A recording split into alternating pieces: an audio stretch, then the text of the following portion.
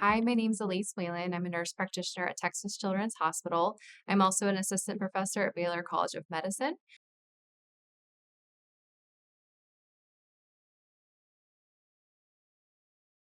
For children diagnosed with pulmonary hypertension, we currently really only have about two that are FDA approved. So I wanted to start out the answer to that question noting that. So the two that are approved are Bosentan, which was approved by the FDA in 2017 for children ages 3 and up. January of 2023, sildenafil was approved for ages 1 through 17 for WHO Group 1, so pulmonary arterial hypertension. A lot of our use of medications is off-label. We typically use similar drug classes as adults, so we'll do medicines in the phosphodiesterase inhibitor class called sildenafil and tadalafil. We may use medicines like riociguat, which isn't quite in that same category of medicines, but it does similar things, follows the nitric oxide pathway, helping to open up the blood vessels. We'll also use medicines in the endothelin antagonist class. And so that class essentially helps to promote stiffening, thickening of the blood vessels. So these are medicines like Bosentan, like ambrisentan, or macitentan. The last class of medicines that we'll use is our prostacyclin class or our prostacyclin analog class. So those medicines are given intravenously. Sometimes we're given them subcutaneously. Sometimes patients may get them inhaled.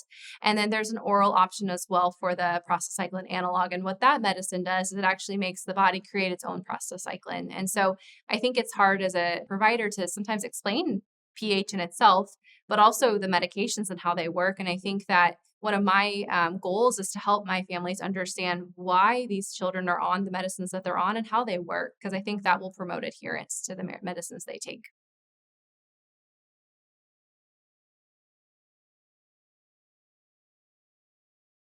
So in children, we typically use oxygen therapy. Sometimes we use it to help open up the blood vessels. So we use it for vasodilation. Sometimes we use it to treat low oxygen saturations. The term is called hypoxemia.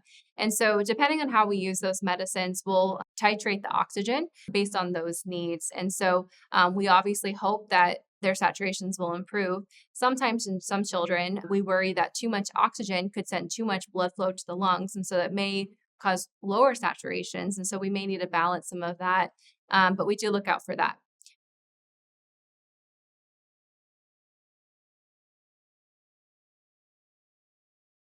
Depending on the type of pulmonary hypertension the child has, we may have to consider surgical options. Atrial septostomy is one that is in the current guidelines. There's other things that we'll look at, such as a pot shunt, which is an intervention where we essentially kind of create a connection between the PDA, essentially. So it's the pulmonary artery and the aorta. And so our goal is to kind of offload pressure in the lungs. So when the right heart tries to squeeze, it has a little bit of an offloading there. And so, with that, you see additional blood flow and things like that. And we may look at different saturations to better understand pressure changes and things like that for the child.